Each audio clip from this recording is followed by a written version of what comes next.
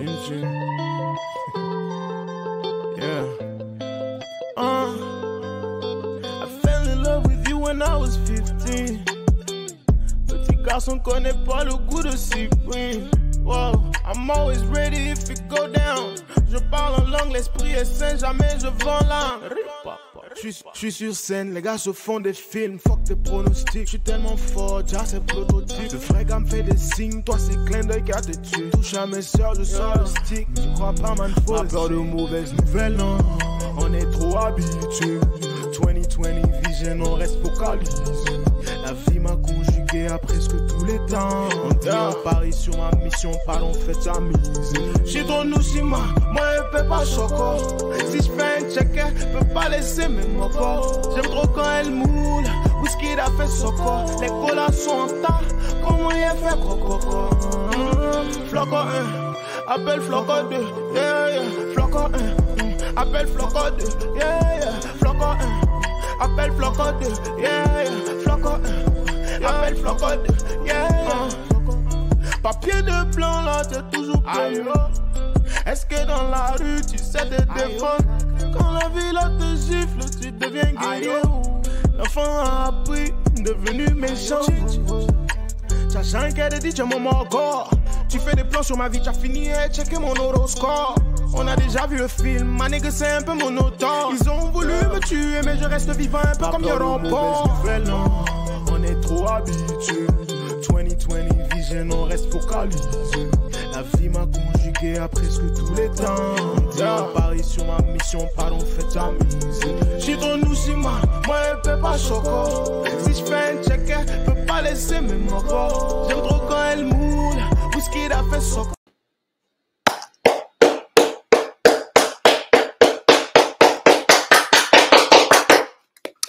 Bonjour, bonsoir à la famille. J'espère que vous allez bien ce soir. Si vous nous regardez live en direct, merci d'être là. Si vous regardez le replay aussi, merci de regarder. Aujourd'hui, dans notre émission hebdomadaire sur la jeunesse africaine, on a deux invités spéciaux, deux amis de longue date que je vais introduire maintenant. Et je vais les laisser se présenter. La présentation consiste juste à dire ton nom, ce que tu fais, si tu es étudiant ou tu travailles, la ville, le pays où tu habites et le coin où tu as grandi en Côte d'Ivoire. Donc, qui commence? Qui veut commencer? Qui se lance? Bon, je vais me lancer. Ok, donc moi, je m'appelle Yao Fabien. Yao Ako Fabien pour mes amis du lycée, ils connaissent bien le Yao Ako. Donc, je suis à Abidjan. À la base, je suis né à Bobo, mais j'ai grandi à la Rivera Palmeraie. Donc voilà, c'est là-bas que j'ai fait presque, on va dire, tout mon cycle scolaire. Et donc, présentement, je suis en France, je suis à Brest, en Bretagne. Et donc là, je suis doctorant. Donc, je prépare une thèse en sciences économiques. Donc voilà, donc sur une thématique, on va dire un peu plus finance publique, finance locale, donc pour essayer de voir un peu le potentiel de chaque localité, de chaque région et comment est-ce que ce potentiel-là peut être exploité au mieux, voilà, pour son développement plus tard. Tu es doctorant. Ouais, doctorant. Yes, sir. Yeah. Donc, moi, je suis Philippe Abraham Sissoko. Je suis né en Côte d'Ivoire. Je suis né à Yopougon. J'ai vécu jusqu'à, je pense, 2-3 ans à Marcory parce que mon père vivait à l'étranger. Ensuite, quand il est rentré, on allait habiter à Cocody à Angré. Je suis resté à Angré jusqu'à 18 ans. Après, j'ai vécu à Yamoussoukro de 18 ans à 23 ans. Et après, j'ai intégré une école de commerce en France depuis 2016 et je suis diplômé il y a 2 semaines. Tu es diplômé depuis 2 semaines? Depuis 2 semaines officiellement, ouais. Ah ouais. Félicitations. Tu as tué. Félicitations. Voilà. Ouais, félicitations. En tout cas, merci d'être là ce dimanche soir. C'est que vous auriez pu faire autre chose. I appreciate the time. Donc, on va aller directement dans le sujet de la jeunesse pour ne pas être trop long. Bon, je sais pas si vous nous regardez maintenant, vous avez regardé les anciens épisodes, on a déjà défini infiniment la jeunesse. Donc, je vais juste vous demander, c'est quoi vos perspectives des problèmes de la jeunesse? C'est-à-dire, qu'est-ce que vous pensez qui sont les problèmes de la jeunesse africaine aujourd'hui? Je commence ou tu commences, Fabien? Ah, vas-y, commence. Ok. Enfin, moi, personnellement, je pense, enfin, il y a plusieurs choses, hein, mais je pense qu'il y a trois choses qui sont, je pense, qui sont fondamentales, qui reviennent à chaque fois. Les premiers sujets à chaque fois, c'est les sujets de base, l'accès aux services de base, l'éducation, la santé, puis l'intégration professionnelle. Ça, c'est la première chose. La deuxième chose, je pense, c'est tout ce qui est limitation, enfin, tout ce qui est limitation des flux migratoires aujourd'hui. La jeunesse estime qu'on n'intègre pas dans le processus global. Elle estime que on ne la considère pas si c'est pas pour des élections. Elle estime que aujourd'hui, elle a peu de chances, en tout cas, de s'épargner dans ce pays. Donc, enfin, on se retrouve avec tous ces flux migratoires, des gens qui prennent des bateaux, des pirogues, machin, etc. Et puis, je pense que la troisième chose, c'est ça, hein, finalement, moi, j'appelle ça création de valeur, mais c'est vraiment aujourd'hui de permettre, en fait, à la jeunesse, aux gens qui ne veulent pas rentrer dans les schémas classiques de salariat, etc., de pouvoir entreprendre. Donc, c'est comment, on permet à ce type de personnes-là aujourd'hui d'avoir, par exemple, de l'accès au crédit pour pouvoir, en fait, monter leur projet et puis être indépendant. Ok, super. Donc, ouais, effectivement, voilà, c'est ces problèmes-là qui reviennent, que ce soit chez nous en Côte d'Ivoire ou sinon même dans notre sous-région, dans les autres pays. Mais voilà, mais aussi, je pense qu'il y a un problème, en fait, qui agit un peu, on va dire, comme une forme de trappe qui en fait, tant que ce gros problème-là va toujours exister, on ne pourra pas se dégager des autres problèmes ou surpasser les autres challenges. Et donc, en fait, ce problème-là, il se décline de deux manières. Tout d'abord, la précarité. Et donc, ce que j'appelle précarité, en fait, on peut dire que voilà, c'est la pauvreté, ou sinon, en fait, c'est la prépondérance de nos populations rurales, hein, parce que voilà, dans tous ces territoires-là, les populations, on va dire, d'autres soucis plutôt que d'envoyer leurs enfants à l'école pour telle ou telle éducation, etc. En fait, ces populations-là ont besoin de vivre pour aujourd'hui. C'est-à-dire, aujourd'hui, quand on se lève, on fait quoi pour manger à midi, on fait quoi pour manger le soir.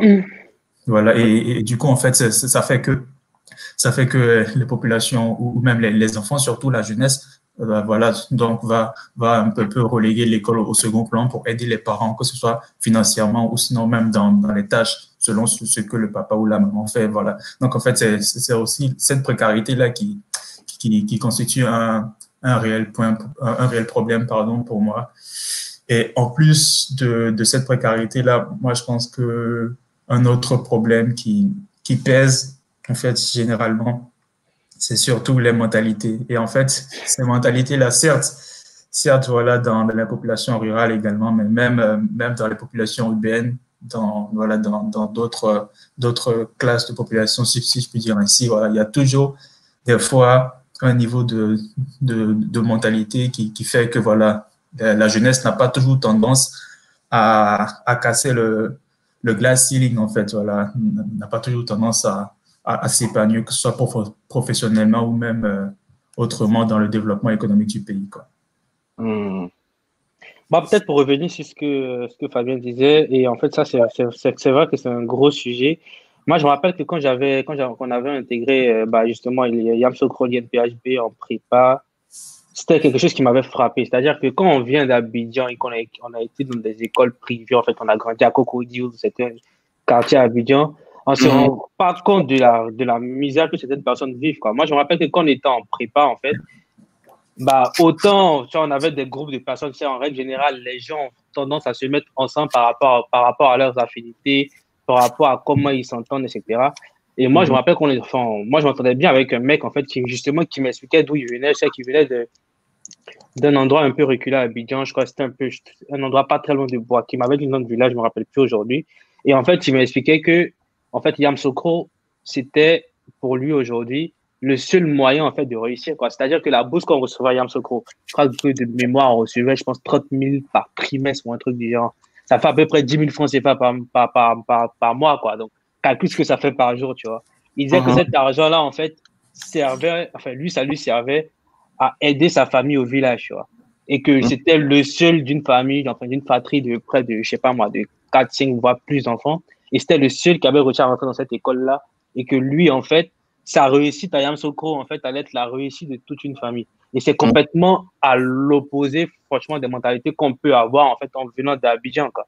C'est vraiment deux pays, deux contrastes, deux réalités qui sont complètement différentes. Et en vrai, on ne se rend pas forcément compte qu'on est à Abidjan, mais c'est un gros sujet, quoi. C'est réellement un très, très, très gros sujet. Ouais.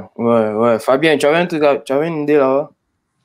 Non, voilà, en fait, c'était juste pour confirmer ce que Philly disait, quoi, pour dire qu'en fait, ce contraste-là, en fait, ça impose, en fait, deux situations différentes. Et en fait, dès lors où il y aura deux situations différentes, en fait, il faudra trouver des solutions, effectivement, à chacune des situations. Et donc, le challenge est de taille.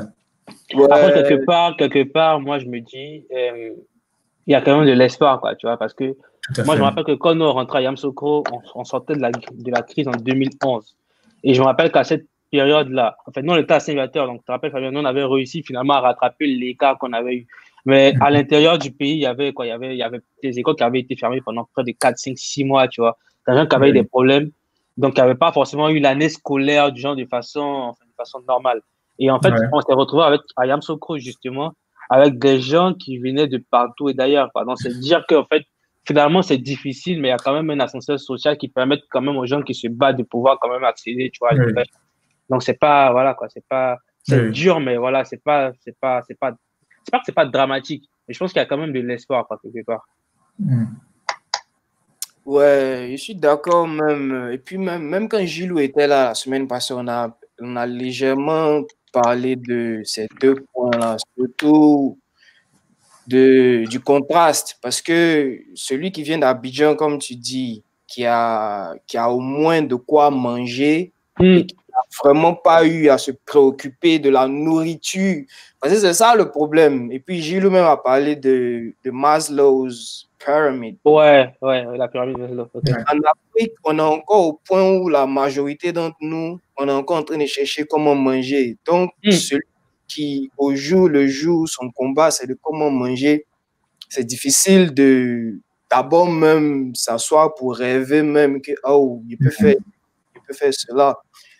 Donc, ça, c'est un très bon point. Mais comme aussi Philly le disait, c'est vrai que le défi est de taille, mais c'est pour ça que la communication est importante, dans le sens de le défi est de taille, mais il y a Ibrahim aussi qui disait ça, je crois, dans le deuxième live, où quelque chose peut se faire à de micro-level, c'est-à-dire des petites solutions qui peuvent régler peut-être pour des problèmes d'une petite concentration, et de concentration en concentration, ça commence à augmenter. Mais on est tous d'accord que dans tous les cas, il y a de l'espoir. Maintenant, ce qui est important, c'est de communiquer pour trouver les solutions. Maintenant, il y a, comment on appelle? J'ai vu un commentaire tout à l'heure. Attends que il y a Daniel Autreau qui disait, est-ce que le problème n'est pas aussi le sous-développement des petits métiers? Certains métiers ne sont pas offerts après les diplômes. Mécanicien, plombier, j'ai l'impression que ça entraîne un désintéressement de la jeunesse sur ces métiers. Tout à fait. Mais il faudrait trouver un moyen de faire en sorte que tout le monde s'y intéresse. Qu'est-ce que vous en pensez? I think that's a good point. Oui, et du coup, en fait, voilà, moi en fait, je pense qu'il a touché là un point clé, en fait, auquel il faudra forcément répondre, que ce soit à moyen terme ou dans le long terme, parce qu'en fait, on ne pourra pas imaginer notre développement, ou du moins un développement économique tel qu'on l'entend aujourd'hui par rapport à nos aspirations, d'après le modèle occidental, etc. On ne pourra pas on ne pourra pas construire un développement économique sans intégrer voilà, ces types de métiers-là. Parce que là, en fait, quand tu regardes, par exemple, que ce soit en France, aux États-Unis, etc., en fait, t'as tous ces métiers-là qui sont intégrés voilà, dans le secteur formel. Voilà.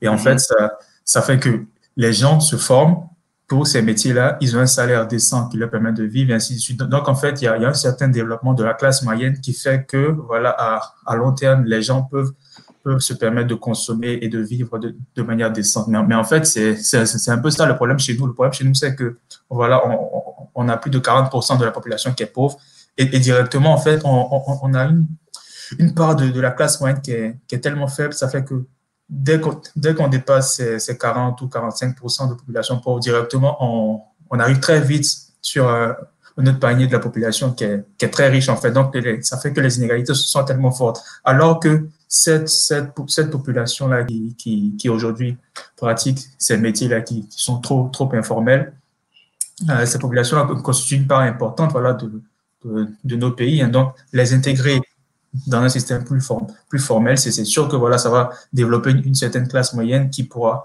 consommer localement, qui pourra voilà, s'offrir certains biens et services qui vont, par effet boule de neige, développer le pays. Donc ça, en fait, c'est sûr qu'au bout d'un moment, il va falloir intégrer ces métiers-là. Mais après, comment le faire, ça sera un autre challenge pour lequel on pourra apporter d'autres propositions de solutions, etc., etc.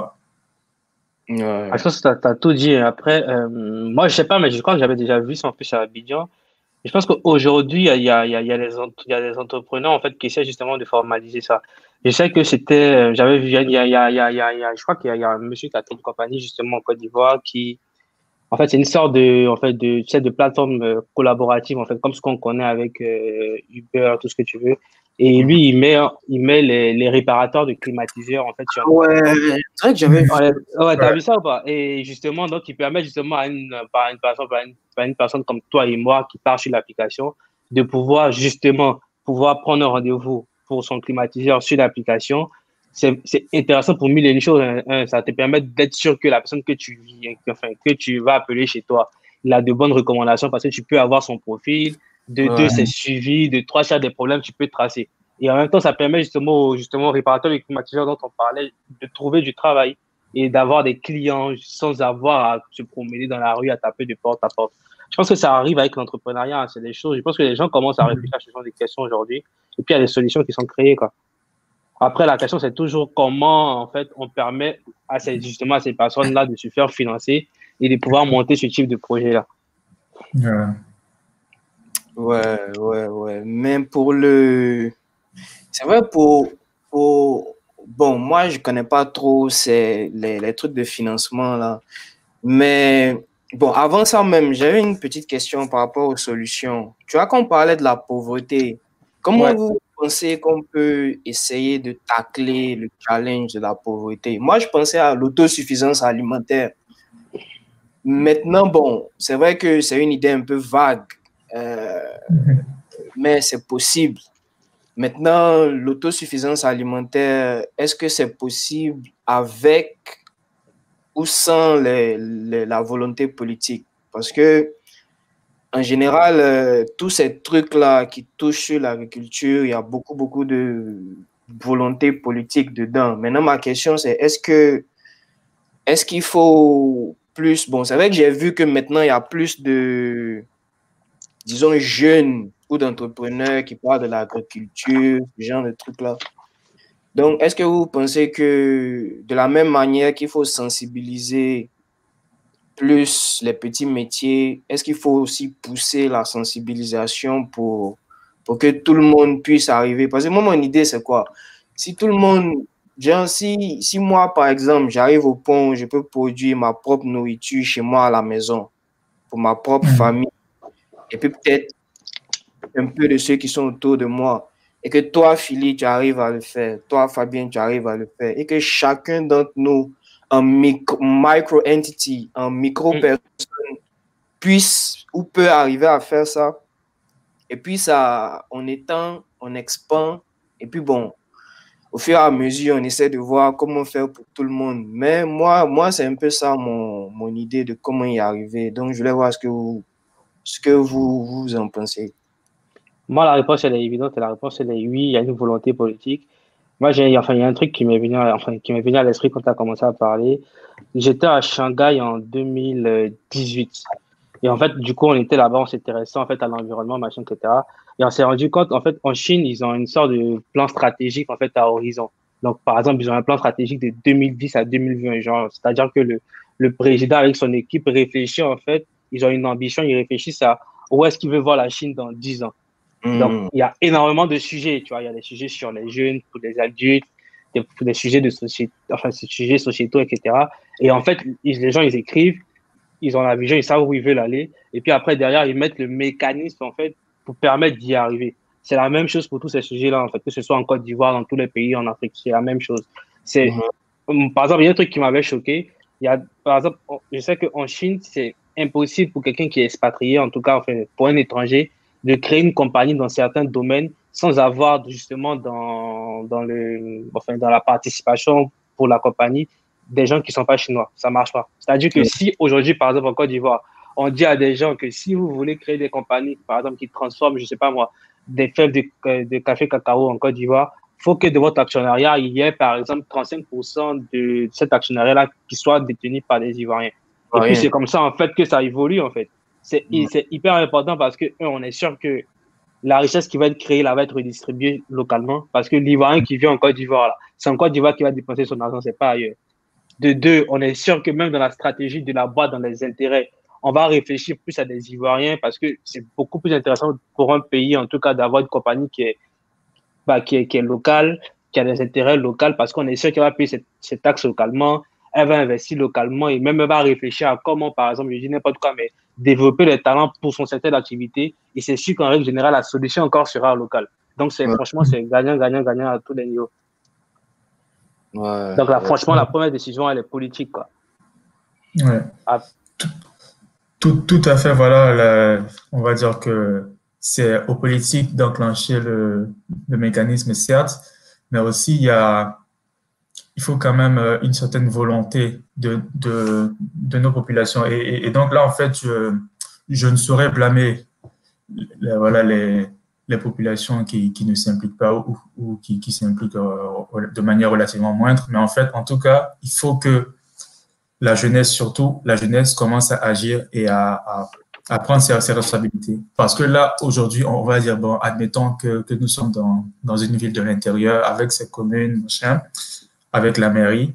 Est-ce que les jeunes de telle ou telle commune, d'un quartier, font réellement des sortes de petits comités ou de petites associations pour faire monter leurs problèmes? Donc, en fait, ça, je ne sais pas. Mais en tout cas, je sais qu'à Abidjan, moi, dans mon quartier, ça se voyait très peu, en tout cas. Donc, en fait, de jeunes comme ça qui vont dire, voilà, qui vont monter une petite association, un petit comité pour aller voir le maire et dire, donc, voilà, monsieur le maire, voilà, là, en fait, ça fait depuis 1 an ou depuis 5 ans, il y a tel ou tel problème. Donc, on espère, à travers vous, faire monter notre voix jusqu'au gouvernement pour ensuite, voilà, faire les investissements qu'il faut. Et donc, là, en fait, je pense que c'est aussi, certes, c'est au gouvernement d'agir, mais il faut vraiment que la population ça se dans les rende deux compte, sens. voilà, se rende compte aussi de son pouvoir et en fait, sache qu'il y a à sa disposition plusieurs leviers pour faire monter sa voix vers le gouvernement. Donc ça, voilà, ça peut encore partir à travers des sensibilisations ou à travers des lives comme ça. Ben, aujourd'hui, on parle, ça va faire que des gens vont se dire, ben, en fait, on peut faire ça, donc demain, Ouais. voilà,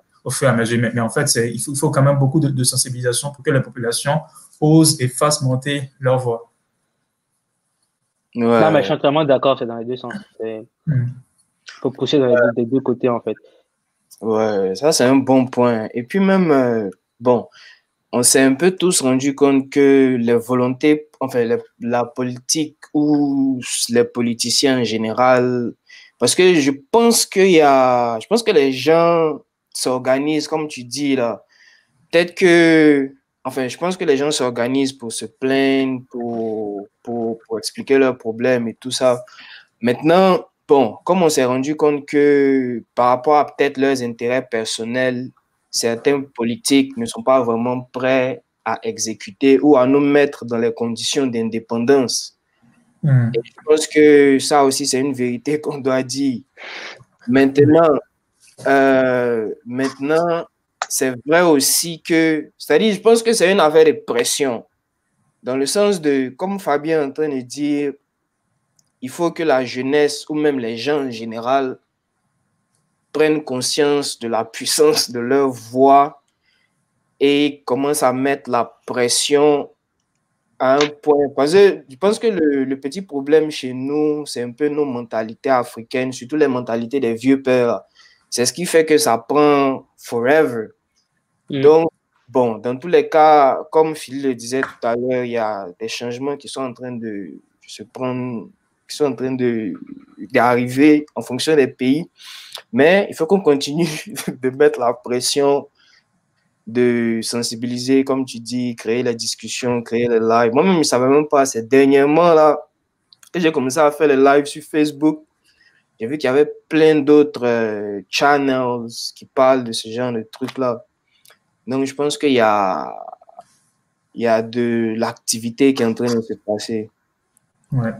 Ça, c'est un truc qui est naturel, je pense qui se fait tout seul. C'est-à-dire que plus le temps passe, plus la population augmente, et plus dans cette population-là, il y a des gens en fait, qui sont éduqués et qui s'intéressent aux problèmes de leur pays. Et ce nombre-là, en fait, croît naturellement, en fait, c'est démographique. Donc, plus ces gens-là vont parler, plus ils vont être nombreux, plus ils vont être écoutés. Donc, en fait, on va forcément arriver à un moment donné où, en fait, les gens seront vraiment obligés de deal with, en fait. Sinon, il n'y aura pas de solution. Après, le sujet, c'est comment on peut faire pour que ça arrive plus tôt. C'est vraiment ça, en fait, aujourd'hui, le sujet. Comment on peut faire pour, justement, brandir le drapeau et dire, écoutez, là, maintenant, c'est compliqué, c'est chaud. Si on ne fait pas les choses maintenant, ça risque d'être catastrophique dans 5, 10, 20 ans. C'est vraiment aujourd'hui, je pense que c'est vraiment ça le gros sujet, en fait. Ouais, en tout cas, c'est ça. Je suis en train de voir, on dit l'éducation africaine incite à fuir le conflit avec les autorités. C'est un véritable problème. Ah, c'est ça, parce que bon, l'éducation africaine, même d'abord, même à la maison, même, tu ne peux pas inciter même le conflit avec le vieux d'abord, avant même d'arriver à l'autorité. Ouais. Donc, même quand le vieux et la vieille n'ont pas raison, tu ne peux pas parler, c'est bizarre. Ouais, c'est pas faux.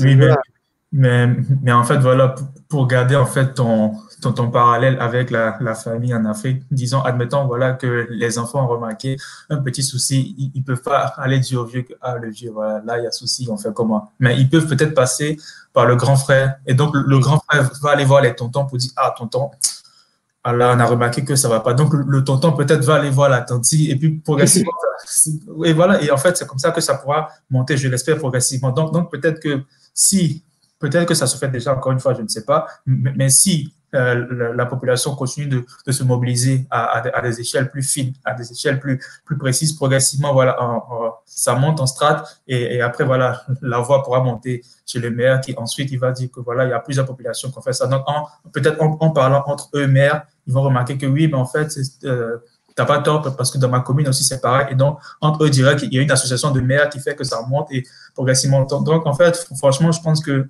le premier élément, ce serait la prise de conscience, voilà, comme on a dit, et il faudrait qu'on commence à agir. Et quand on commence à agir, voilà, il ne faudrait pas peut-être directement s'attendre à un changement de paradigme direct, mais être conscient que le seul fait de changer les choses à notre petite échelle, ça peut monter progressivement si plusieurs personnes changent à leur échelle personnelle.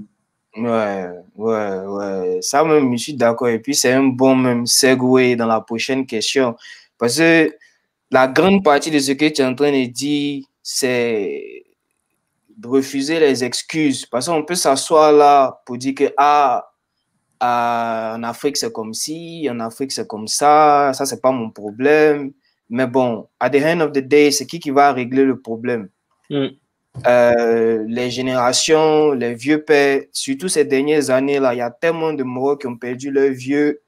Il y a tellement de Marocs qui sont en train de perdre leurs parents. Je ne suis pas en train de... Je ne vais pas parler de mort, but the point is, le pays, c'est pour nous. L'Afrique, c'est pour nous. Donc, si nous tous, on s'assoit pour dire que ce n'est pas notre problème, c'est le problème de qui alors? C'est ça. Parce que c'est trop facile de refuser de confrontation. Parce que tu as un problème, parce que peut-être le problème est trop gros, on ne sait pas comment on va régler. Donc, on essaie de fuir. Mais fuir ne va pas régler le problème. Donc, je pense que c'est ce que vous êtes en train de tous dire.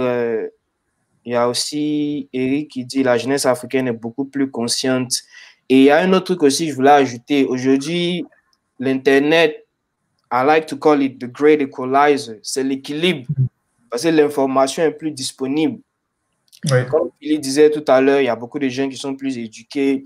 Même ceux qui ne sont pas allés à l'école. Moi, j'ai lu beaucoup d'histoires d'Africains, même self-taught coders. Les gars, ils sont vraiment allés à l'école, ils ont appris à coder, writing code sur Internet, que ce soit sur YouTube. J'ai vu même, il y avait un gars là même qui est passé sur TED, c'est son TED Talk qu'il a regardé. Ah ouais, je vois ça. Je ne sais plus dans quel pays là, et je crois que c'était MIT même. Ouais, c'est pas le petit de Sierra Leone là, je crois. Je ne sais plus, il avait les locks de façon là. Ah, non. Je ne sais plus si c'était MIT ou quelle école là, mais comme il avait au moins l'accès à l'Internet, il a pu se former, créer sa compagnie, machin. Donc vraiment, la prise de conscience, comme vous êtes en train de le dire, et puis bon, l'information est disponible. Mais surtout, il faut qu'on refuse d'accepter les excuses. Parce que ça soit là pour dire que ceci, cela, that's an excuse, man. C'est comme, bon, vous, bizarrement, même vous deux, vous êtes des morts du Bachili. Donc, non, this thing is real, man. Ouais. Si tu veux avoir les muscles, you gotta put in the work. Ou bien, vous deux, vous savez ça. Ouais, c'est vrai. Voilà, Philly, lui, il est là, il est Bachi. Voilà, le Fabien, lui, il est là, il fait. Lui-même, c'est un gymnaste, même. Lui, il fait les trucs. Tu peux t'asseoir pour dire que, peut-être que, toi-même, la dernière fois, tu disais qu'on t'a trop dit ça, que les Africains, leurs os sont différents, leurs formes sont différentes, ils sont différents, ils sont les superhumans, whatever. Non. You gotta put in the work, bro. Tout à fait. Tu peux pas t'asseoir pour regarder les vidéos de pompes. Tu dois descendre pour faire les pompes. Donc, il faut qu'on s'arrête, il faut qu'on arrête de no pain, no gain, man. Il faut qu'on arrête les excuses. Arrêtez de cautionner les excuses. Oui, et qu'on prenne notre destin en main. Parce que même s'asseoir pour dire que life happens to me, that's an excuse. Ouais. Vous deux, vous avez des diplômes. Le diplôme, c'est pas levé pour tomber sur vos têtes. Ouais, d'accord. In the work pour avoir le diplôme. Donc, moi, je pense qu'un mindset qu'il faut qu'on ait, il ne faut pas qu'on voit que le problème est trop gros. Il faut qu'on prenne responsabilité de chaque problème au niveau auquel on peut, quoi. Comme Philippe disait tout à l'heure, à petite échelle. Ce qu'on peut faire aujourd'hui, c'est de se réunir et en discuter pour essayer de trouver la solution. I think that's a good first step. Ouais. C'est déjà une bonne première étape. Maintenant, bon, au fur et à mesure, on va continuer de voir ce qu'on peut faire. Mais c'est vraiment important qu'on arrête de se donner les excuses, man. We gotta stop doing this. Donc, je ne sais pas ce que vous voulez ajouter sur un état d'esprit ou un mindset qu'il faut qu'on ait pour pouvoir avancer. Moi, franchement, un autre mindset aussi que je trouve qui est primordial, en fait, pour notre ascension sur notre chemin du développement, pour moi, c'est la discipline.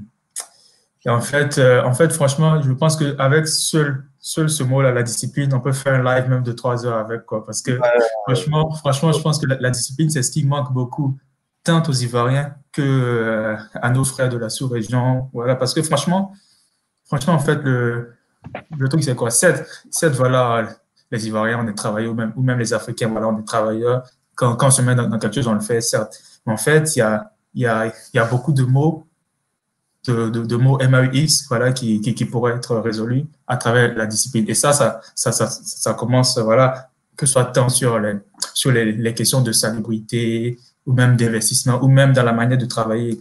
Je trouve qu'on manque beaucoup de discipline. Et franchement, le truc même, c'est quoi? Quand tu regardes, nous, en Côte d'Ivoire, par exemple, notre devise, c'est quoi? Union, discipline, travail. Mais en fait, c'est des trucs qu'on a trop récités, mais au jour d'aujourd'hui, est-ce qu'on l'applique vraiment même? Est-ce qu'on applique ça pour de vrai? Alors qu'à la base, quand on dit une devise nationale, c'est quoi? en fait, c'est quelque chose en fait qui est censé être une certaine ligne d'action pour nous, tu vois. Donc, voilà, on va dire, c'est un peu un motto voilà, qui est censé nous diriger, même de manière complètement inconsciente, mais au jour d'aujourd'hui, voilà, on n'applique pas du tout. Alors que si on fait chaque chose de manière méthodique, que ce soit tant par le travail, tant par l'exécution de petites tâches, salubrité ou etc., etc. En fait, je parle beaucoup de salubrité parce que ça, franchement, c'est un point clé aussi pour le développement. Hein, parce que quand on parle de développement, on parle de pauvreté. Là, ce n'est pas unidimensionnel, hein, c'est pluridimensionnel. Parce que tant que ça sera sale, tant qu'on sera malade, voilà, on ne pourra pas s'intéresser à d'autres questions. Voilà. Et donc, franchement, je pense que si dans chaque chose qu'on fait, que ce soit nos engagements, notre travail, etc., ou même en politique aussi, ainsi à la discipline, il y a beaucoup de choses qu'on peut éviter, que ce soit la corruption, les divergences, blablabla. Quand il y a la discipline, on sait que ça, il faut le faire, on le fait comme ça, de manière hyper rigoureuse, et ça ne ment pas, le résultat sort. Non, mais franchement, je suis entièrement. Je pense que j'aurais même pas mieux dit. Discipline. Ouais, mais c'est exactement ça. Je pense que, comme tu l'as dit, toi, J-Max, c'est la prise de conscience, en fait, de réaliser qu'en fait, on est africain, enfin, africain, ivoirien en particulier. Bah, c'est notre pays, quoi. Il n'y a personne qui va le faire pour nous. Donc, si à un moment donné, chacun ne prend pas sa responsabilité, ça sera le désordre et ça sera à nous d'assumer, quoi, dans tous les cas.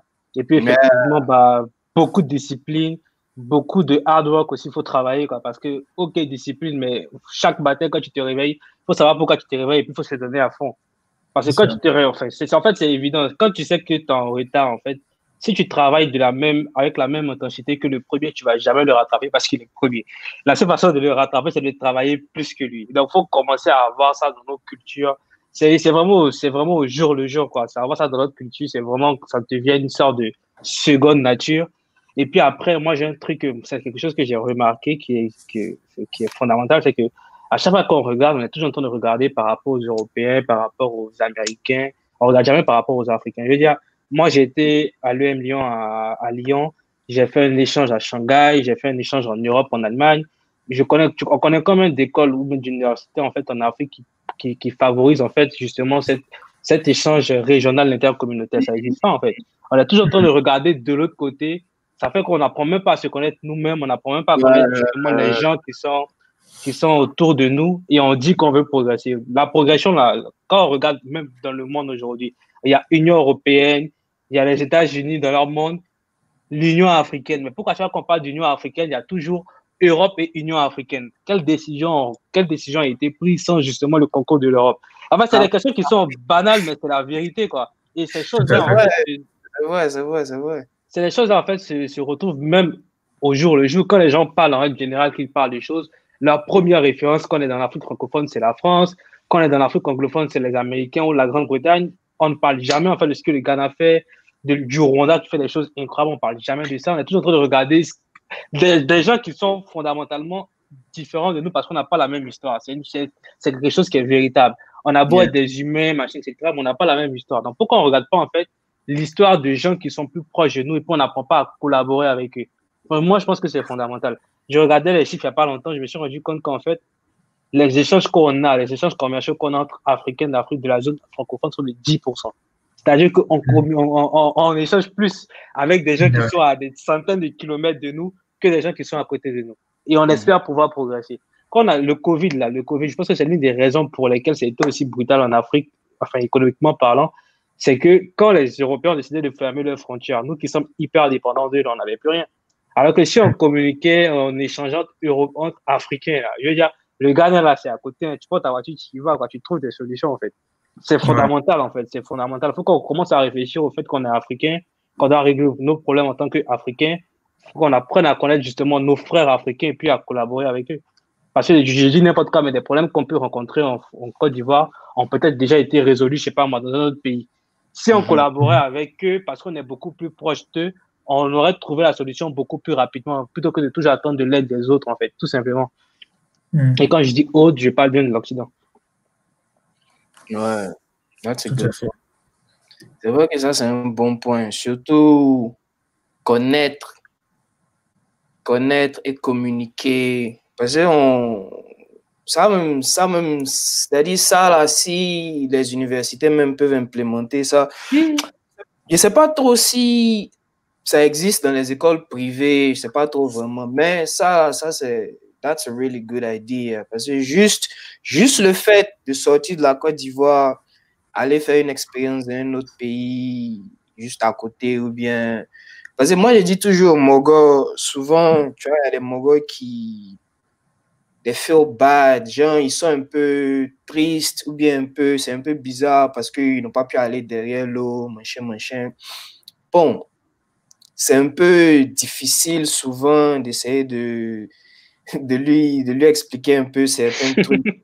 Mais moi, je dis toujours, c'est-à-dire, même si c'est pas forcément loin à des centaines de kilomètres, comme tu dis, juste sortir même par là à côté, là, ça va te donner une perspective différente de la vie, une perspective différente. Parce que tu es sorti de ton monde et tu vas apprendre quelque chose. Et juste comme tu étais en train de le dire, Philly, tout à l'heure, tu vas voir que peut-être là-bas au Ghana, ou bien là-bas en Sierra Leone, ou bien là-bas même au Sénégal, ou bien là-bas au Rwanda, ce problème-là, ce problème qu'on a ici, eux, ils ont déjà réglé ça. Et puis, ça te donne plus d'idées, ça ouvre ton esprit. Donc, moi, je dis toujours, c'est pas forcément derrière l'eau. Si tu as pu avoir, alhamdoulilah, knock yourself out. Mais si tu peux avoir à côté, là, il faut le faire parce que ça aussi, c'est important. Ouais. Maintenant, il y a Hélène qui dit, je pense aussi que la population doit arrêter de croire que l'État peut embaucher tout le monde. Aucun pays ne s'est développé ainsi. Il faut on commence tout petit pour être grand. Ouais. Tout à fait. Et en fait, pour ça, c'est comme Philly l'a dit, hein, en fait, c'est promouvoir l'entrepreneuriat, chacun à son niveau. Moi, en fait, se poser la question, voilà, j'ai fait telle ou telle étude, ou bien même si j'ai pas fait d'études, mais j'ai telle ou telle compétence, comment est-ce que je peux me servir de cette compétence-là? L'entrepreneuriat direct, il découle. Et en fait, quand tu regardes même dans le secteur informel, on va dire à 90% des gens qui sont dans le secteur informel, c'est une forme d'entrepreneuriat. Mais en fait, c'est juste qu'on ne les considère pas comme entrepreneurs officiels justement parce qu'ils sont informels, parce qu'ils ne rentrent pas dans les statistiques de l'État, parce qu'ils ne rentrent pas sous le contrôle de l'État, etc. Alors que, voilà, comme la proposition de Daniel tout à l'heure, de pouvoir réintégrer ces petits métiers-là, ce secteur informel dans l'économie, on va se rendre compte qu'en fait, on peut très bien promouvoir leurs activités qui sont, voilà, en fait, à la base, ce sont de réels entrepreneurs. Promouvoir ces activités-là, en fait, au fur et à mesure, ça se développe, ça consomme, et en fait, on se rend compte qu'il y a du potentiel et c'est kiff, quoi. Ouais. Et puis même, Eric qui parle de la chaîne Investir au pays. Je connais bien la chaîne, là, et en tout cas, le gars, il fait du bon boulot parce que, juste comme Eric est en train de dire, il explique un peu les opportunités, les problèmes qui ont déjà été résolus. Donc, ça, même, c'est un lourd shout-out en même temps. Je ne sais pas si vous connaissez déjà la chaîne, mais si vous Non, moi, je ne la connais pas, non. Ouais, il faut checker la chaîne là sur YouTube. Je ne sais pas trop s'il fait des vidéos sur Facebook aussi, mais moi, c'est YouTube. Ça s'appelle comment? Investir au pays? Investir au pays. Investir au pays, oui. Jérémy qui dit, même au lycée, on apprend l'histoire du Brésil. Et jamais de l'histoire récente de l'Afrique du Sud qui nous touchait plus. Non, mais c'est vrai, hein, c'est vrai. Et ça, c'est un truc que j'ai remarqué qui m'a fait choquer, enfin, qui m'a choqué. J'étais en train de regarder, en fait, la plupart des compagnies, en fait, en Afrique qui font plus d'1 milliard de dollars, en fait, de chiffre d'affaires. J'ai regardé des trucs, des stats, en fait, de McKinsey. Et donc, eux, ils ont des stats à partir, je crois, ils ont des stats même à partir de plus de 500 millions de dollars. Et en fait, on se retrouve avec 49% de ces compagnies-là qui sont en Afrique du Sud, en fait. Sur tout le continent africain. Et pourtant, on ne parle jamais d'Afrique du Sud, qu'on est en Côte d'Ivoire, par exemple, ou qu'on est au Mali, ou qu'on est au Burkina, on n'en parle pas. Alors que je dis, ils sont beaucoup plus proches de nous que les États-Unis qui sont de l'autre côté, quoi. C'est incroyable, mais c'est vrai. 49%. Ouais, 49% sont des compagnies qui sont basées en Afrique du Sud. Et un autre truc qui va te choquer, c'est que sur l'ensemble des compagnies qui font le milliard de dollars, là, apparemment, et c'est vrai, tu as 49% de personnes qui sont dans l'actionnariat qui sont des Africains. Tu as 27% qui sont des multinationales et tu as, je crois, à peu près le reste, c'est l'État, quoi. Donc, on a l'impression que ça paraît tellement faux parce que c'est pas forcément le cas dans nos pays, mais à l'échelle du continent, c'est des choses qui se passent, quoi. Ouais, Et essentiellement, la plupart du temps, c'est des pays comme l'Afrique du Sud, le Nigeria, l'Égypte ou l'Algérie, quoi. Genre, c'est incroyable. Ouais, en tout cas, ça là, vraiment, this is so true. Parce qu'on a appris de tous les autres continents, de tous les Sauf autres... de chez nous même. Sauf de chez nous même. Sauf vraiment, vraiment de chez nous. Donc bon, en tout cas, heureusement que revenant au truc de l'excuse, on va pas s'asseoir là aussi pour take this shit as an excuse, parce que c'est déjà passé. Donc c'est un peu ce qu'on est en train de faire maintenant là. Et puis comme Dieu merci, il y a Internet aujourd'hui, on peut catch up et puis apprendre de tout ce qu'on n'a pas encore appris. Investir au pays de Philippe Simo. Philippe Simo. Ok, c'est noté, merci. Merci Ibrahim. Ok, je suis en train de regarder les commentaires d'abord avant de lancer la dernière question et puis on a fini. Demosa Osso, salut les gars, bien le mouvement. C'est merci, Dempoko Choco. Dempoko Choco. Thanks, bro. Maintenant, bon, je pense qu'on a un peu c'est sur tous les mindsets. Maintenant, peut-être chacun va donner pour la dernière question, chacun va donner une ou deux leçons que vous avez appris, peut-être même en vivant à l'université à Yamoussoukro, à l'université en France, à Paris, en Bretagne, c'est-à-dire quelques leçons du Bengue, quelques leçons de derrière l'eau, quelques leçons de vos expériences depuis que vous avez eu le bac et jusqu'à aujourd'hui. Vas-y. Ouais, donc, si Philippe permet que je commence, moi, franchement, s'il y a un truc que j'ai appris et que je vais appliquer, moi, dans ma vie, ou même que je vais inculquer à mes enfants, Inch'Allah, si j'en ai, c'est forcément une valeur qui est l'autodétermination. Parce que franchement, moi, quand j'étais en Côte d'Ivoire, j'étais à la maison. En fait, voilà, on va dire que I used to take everything for granted. Genre, je suis là, puis voilà, ça vient comme ça, je suis à la maison, le vieux fait tout, puis je suis là, la vieille fait tout, puis je suis là. Alors que quand je suis arrivé ici, j'ai vu la réalité du terre-terre. Avec la compétition, ouais. Avec la compétition. Donc, en fait, que ce soit tant pour le travail, la manière de travailler à l'université, il n'y a pas à faire de maître de maison, il n'y a pas histoire de la vieille va cuisiner pour toi, machin. Et tout ça, en fait, lorsque tu apprends ça naturellement aussi, tu commences à t'investir dans ta vie personnelle. Au fait, chez nous, en fait, à chaque fois qu'on voit un jeune entrepreneur, voilà, on dit, voilà, il a fait son premier million à 20 ans. En fait, c'est un phénomène rare. Alors qu'ici, en France, il y en a beaucoup de comme ça. Tout ça, pourquoi? Parce qu'en fait, lorsqu'ils étudient, ils savent très bien que, bon, moi, j'ai étudié ça, je vais me spécialiser dans ça pour faire ça, parce que à la fin, j'ai tel ou tel goal, tu vois. En fait, c'est comme s'ils sont conscients relativement, on va dire relativement plus vite par rapport à nous, tu vois. Tout ça, pourquoi? Parce que le contexte, la vie au quotidien, les pousse à prendre leurs responsabilités, et donc, ils mûrissent très vite, et donc, ils agissent très vite, ils travaillent très vite. Au fur et à mesure, voilà, s'il y a quelque chose qu'il faut prendre après, ils le font très vite. Et donc, moi personnellement, c'est ce truc-là que je retiens, cette autodétermination-là. Les gens se bougent les fesses. Voilà, si je peux parler ainsi. Donc, il faut que chez nous aussi, on commence à se sentir grown up un peu, à se bouger aussi. Ouais. Non, après, ouais, je pense qu'on a appris quasiment la même chose. Enfin, on est dans le même pays, donc je pense qu'on a vécu les mêmes choses. Peut-être que ce que je pourrais rajouter, moi, je pense que c'est ça, quoi. Je pense que la particularité ou en fait ce qui différencie, je pense, les gens ici de ce que nous on est chez nous, c'est qu'en fait ils s'interrogent, en fait ils se posent des questions sur leur pays et sur les choses à faire dans leur pays en fait, et ils s'interrogent en fait sur ce qu'il y a autour d'eux, donc de ce qui se passe en Europe. Et c'est ce que je disais tout à l'heure en fait, c'est vraiment favoriser la collaboration entre nous en fait. Je pense que moi j'ai rencontré des gens en fait dans la vie qui sont camerounais, sénégalais, gens qui viennent de d'autres pays. Et en fait, c'est incroyable comme on a énormément de points communs et comment chacun, en fait, a vraiment une vision de ce qu'il veut pour son pays, pour son Afrique, quoi. Je veux dire, s'asseoir avec des gens pour qui vous avez, je veux dire, les mêmes intérêts, avec qui vous pouvez réfléchir des mêmes problèmes. Je veux dire, il y a pas plus grand que ça. Il n'y a pas meilleure intelligence, quoi. Il n'y a pas meilleure intelligence qu'une intelligence collective qui est vraiment axé sur quelque chose qu'on a en commun, en fait. Il n'y a pas mieux que ça. On peut se faire des amis ici. Moi, j'ai des tas d'amis ici, machin, etc. Mais on sait, in fine, moi, personnellement, je sais que je vais rentrer sur mon continent.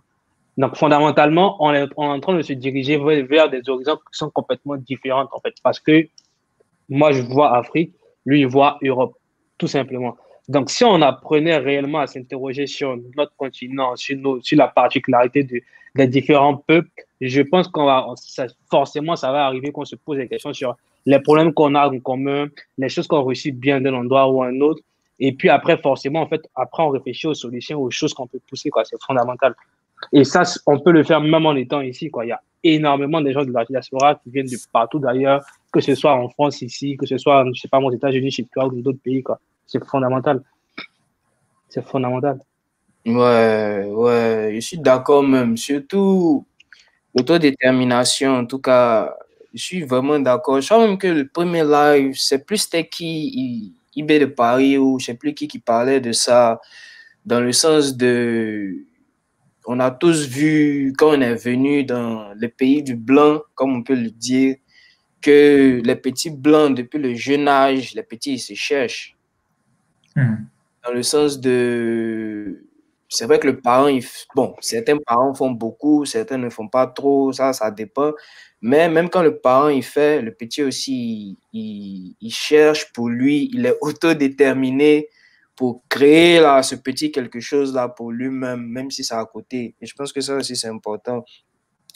Et se poser les questions, c'est-à-dire...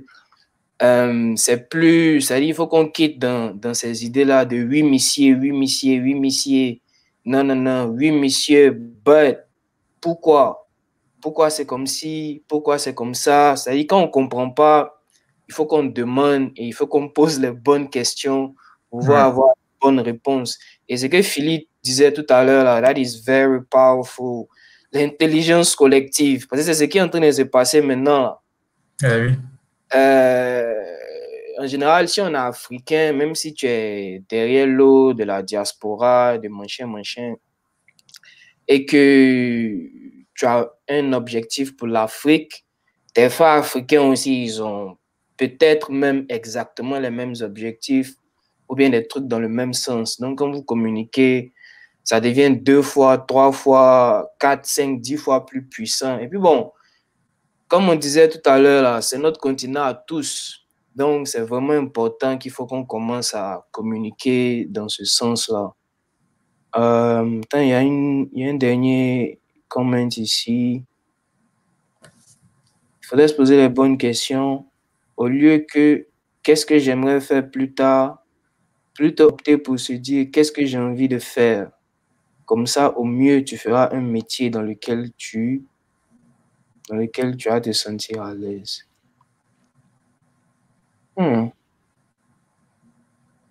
C'est sûr, en fait. Et là, en fait, je pense que le point qu'il essaie de toucher, en fait, c'est l'implication personnelle, tant pour ceux qui aspirent à être entrepreneurs ou même ceux qui veulent faire un travail, on va dire, classique, en fait.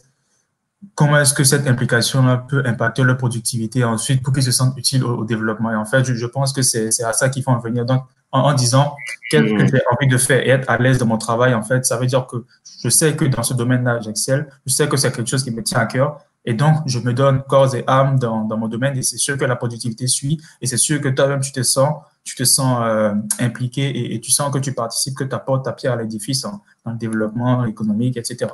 Je pense que c'est plus dans ce mindset-là qu'il a fait cette suggestion. Ouais, je suis d'accord. Plus dans le sens de faire quelque chose dans lequel tu es à l'aise et tu te sens utile au développement. Self-happiness. En tout cas, c'est un bon point. Maintenant, bon, ça, c'est la dernière question. Et puis après ça, je voulais juste... Avant de finir, si vous avez un dernier mot ou bien une dernière idée ou le mot de la fin. On va commencer par Fabio. Moi, franchement, mon mot de la fin, c'est la discipline. Discipline, je reviens dessus parce que franchement, avec discipline, puisque là, en fait, comme Philippe l'a dit tout à l'heure, de plus en plus avec les réseaux sociaux, il y a une espèce de conscience collective qui se dégage, surtout pour la population un peu urbaine. Mais grâce à Internet, puisque nous, en fait, dans nos pays sous-développés, comme on aime le dire, même les populations rurales commencent de plus en plus à avoir accès à Internet. Donc, en fait, on a sauté un peu une étape du développement. Et donc, ça fait que cette forme de conscience collective-là est en train progressivement de toucher les populations rurales. Et donc, ça fait que de plus en plus, les personnes commencent à être un peu averties à ces questions-là. Donc, grâce à ton live, on commence à identifier tous les points.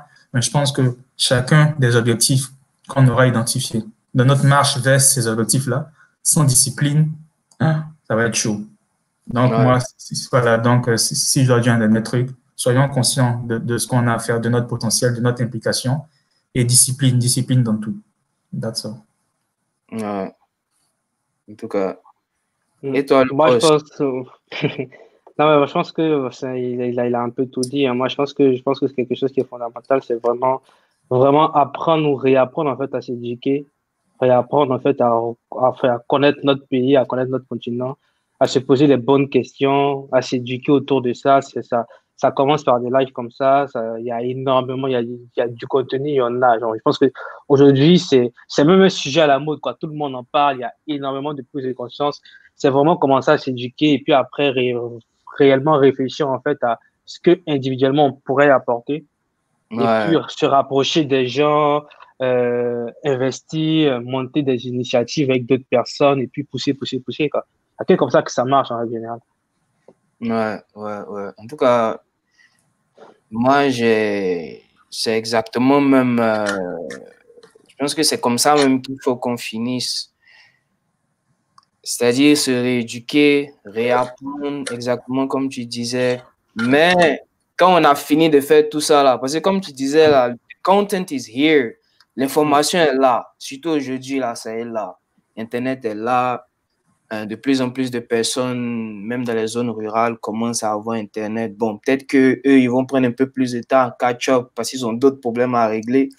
Mais ceux qui, comme nous par exemple, qui ont déjà l'électricité, de l'eau à boire, un peu de nourriture à manger et qui ont accès à l'Internet pour au moins s'éduquer, comme Philippe le disait, commencer à se rééduquer, apprendre de nos frères africains, de nos pays africains, les 49% de l'Afrique du Sud. Dès qu'on finit ça, moi, je vais voir clair dans ce film-là, tout de suite. Je te conseille ce livre-là d'ailleurs, qui est pas mal. En fait, j'ai bossé avec l'un des auteurs quand j'étais chez AXA. Il s'appelle Africa Business Revolution. Et en fait, j'ai bossé avec l'un des auteurs quand j'étais chez AXA. C'était mon boss quand j'étais chez AXA. En fait, c'est un ancien partenaire de Mac qui a écrit ce livre-là. Franchement, t'as énormément de chiffres, hein, t'as énormément de data. Ils ont vraiment observé l'Afrique sur 20-25 ans, quoi. Genre, t'as des anecdotes qui sont incroyables. Par exemple, le gars te raconte que il y a 20-30 ans, je donne un exemple tout bête, hein, quand tu voulais faire, j'ai dit n'importe quoi, Côte d'Ivoire, Cameroun, fallait faire Côte d'Ivoire, France, Cameroun, tu vois.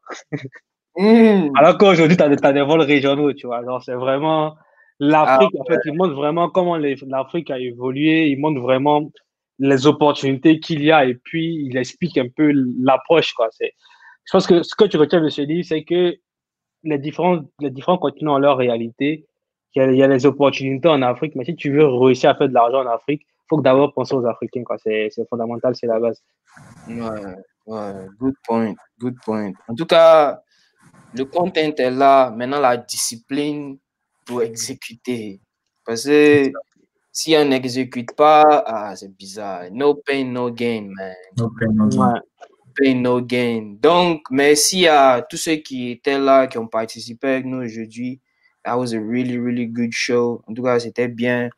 Le replay, il a failli dire le ralenti. La rediffusion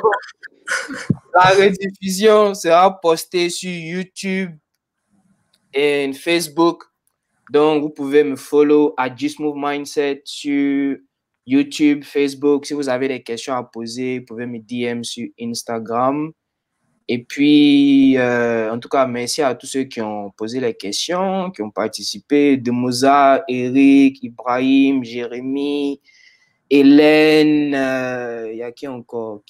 Daniel même était le premier. En tout cas, merci à tout le monde. Merci aussi à vous, Fabien et Philippe. Merci à toi. Même aussi à Calais. Alors, Ce qui est sûr, merci à tout le monde. Donc, merci à vous. Je sais que il est quelle heure chez vous actuellement? 20h, 21h? Les 21h maintenant? Ouais, bientôt 21h, ouais. Ouais. En tout cas, merci à vous d'avoir participé.